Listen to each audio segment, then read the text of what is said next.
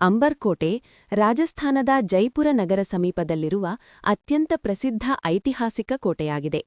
ಇದನ್ನು ಅಮೇರ್ ಕೋಟೆ ಎಂದೂ ಕರೆಯುತ್ತಾರೆ. ಇದು ಅರಾವಳಿ ಪರ್ವತ ಶ್ರೇಣಿಯ ಬೆಟ್ಟದ ಮೇಲೆ ನಿರ್ಮಿತವಾಗಿದ್ದು, ಮುಂದೆ ಮಾವೋಟ ಸರೋವರದ ಸುಂದರ ನೋಟವನ್ನು ಹೊಂದಿದೆ.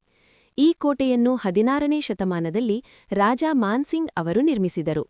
ನಂತರ ಜೈಸಿಂಗ್ ಮತ್ತು ಇತರ ರಾಜರು ಇದನ್ನು ಇನ್ನಷ್ಟು ವಿಸ್ತರಿಸಿದರು. ಅಂಬರ್ಕೋಟೆ ರಾಜ್ಪುತ್ ಶೈಲಿಯ ವಾಸ್ತುಶಿಲ್ಪ ಮತ್ತು ಮೊಘಲ್ ಶೈಲಿಯ ವಿನ್ಯಾಸದ ಸುಂದರ ಸಂಯೋಜನೆಯಾಗಿದೆ.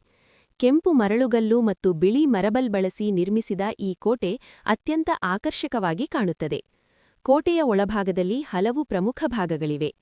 ದಿವಾನ್-ಎ-ಆಮ್ ಜನಸಭೆ, ದಿವಾನ್-ಎ-ಖಾಸ್ ಖಾಸಗಿ ಸಭೆ, ಶೀಶ್ ಮಹಲ್ ಕನ್ನಡಿ ಅರಮನೆ ಮತ್ತು ಸುಂದರ ತೋಟಗಳು ಇಲ್ಲಿವೆ. ವಿಶೇಷವಾಗಿ ಶೀಶ್ ಮಹಲ್ನಲ್ಲಿ ಸಾವಿರಾರು ಕನ್ನಡಿಗಳಿಂದ ಮಾಡಿದ ಅಲಂಕಾರ ನೋಡಿದರೆ ಎಲ್ಲರೂ ಆಶ್ಚರ್ಯಪಡುತ್ತಾರೆ. ಅಂಬರ್ಕೋಟೆ ರಾಜಸ್ಥಾನದ ರಾಜಕೀಯ, ಸಾಂಸ್ಕೃತಿಕ ಮತ್ತು ಐತಿಹಾಸಿಕ ಮಹತ್ವವನ್ನು ಪ್ರತಿಬಿಂಬಿಸುತ್ತದೆ. ಇದು ರಾಜ್ಪುತ್ ರಾಜರ ವೈಭವ, ಶೌರ್ಯ ಮತ್ತು ಸಂಸ್ಕೃತಿಯನ್ನು ತಿಳಿಯಲು ಪ್ರಮುಖ ಸ್ಥಳವಾಗಿದೆ. ಇಂದು ಇದು ದೇಶ-ವಿದೇಶಗಳಿಂದ ಬರುವ ಸಾವಿರಾರು ಪ್ರವಾಸಿಗರನ್ನು ಆಕರ್ಷಿಸುವ ಪ್ರಮುಖ ಪ್ರವಾಸಿ ತಾಣವಾಗಿದೆ.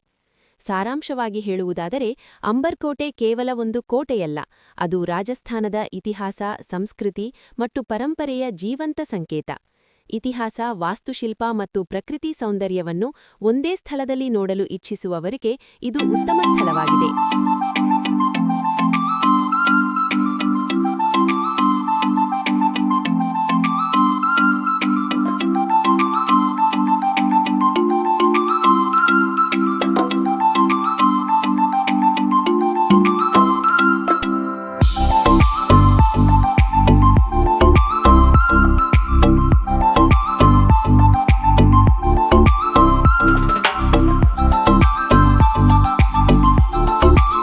ರಾಜ್ಪುತ್ ಶೈಲಿಯ ವಾಸ್ತುಶಿಲ್ಪ ಮತ್ತು ಮೊಘಲ್ ಶೈಲಿಯ ವಿನ್ಯಾಸದ ಸುಂದರ ಸಂಯೋಜನೆಯಾಗಿದೆ.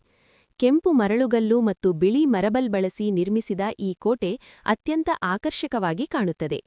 ಕೋಟೆಯ ಒಳಭಾಗದಲ್ಲಿ ಹಲವು ಪ್ರಮುಖ ಭಾಗಗಳಿವೆ.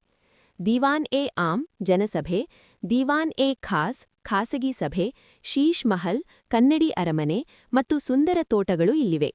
ವಿಶೇಷವಾಗಿ ಶೀಶ್ ಮಹಲ್ನಲ್ಲಿ ಸಾವಿರಾರು ಕನ್ನಡಿಗಳಿಂದ ಮಾಡಿದ ಅಲಂಕಾರ ನೋಡಿದರೆ ಎಲ್ಲರೂ ಆಶ್ಚರ್ಯಪಡುತ್ತಾರೆ. ಅಂಬರ್ಕೋಟೆ ರಾಜಸ್ಥಾನದ ರಾಜಕೀಯ, ಸಾಂಸ್ಕೃತಿಕ ಮತ್ತು ಐತಿಹಾಸಿಕ ಮಹತ್ವವನ್ನು ಪ್ರತಿಬಿಂಬಿಸುತ್ತದೆ. ಇದು ರಾಜ್ಪುತ್ ರಾಜರ ವೈಭವ, ಶೌರ್ಯ ಮತ್ತು ಸಂಸ್ಕೃತಿಯನ್ನು ತಿಳಿಯಲು ಪ್ರಮುಖ ಸ್ಥಳವಾಗಿದೆ. ಇಂದು ಇದು ದೇಶ-ವಿದೇಶಗಳಿಂದ ಬರುವ ಸಾವಿರಾರು ಪ್ರವಾಸಿಗರನ್ನು ಆಕರ್ಷಿಸುವ ಪ್ರಮುಖ ಪ್ರವಾಸಿ ತಾಣವಾಗಿದೆ. ಸಾರಾಂಶವಾಗಿ ಹೇಳುವುದಾದರೆ, ಅಂಬರ್ಕೋಟೆ ಕೇವಲ ಒಂದು ಕೋಟೆಯಲ್ಲ, ಅದು ರಾಜಸ್ಥಾನದ ಇತಿಹಾಸ, ಸಂಸ್ಕೃತಿ ಮತ್ತು ಪರಂಪರೆಯ ಜೀವಂತ ಸಂಕೇತ.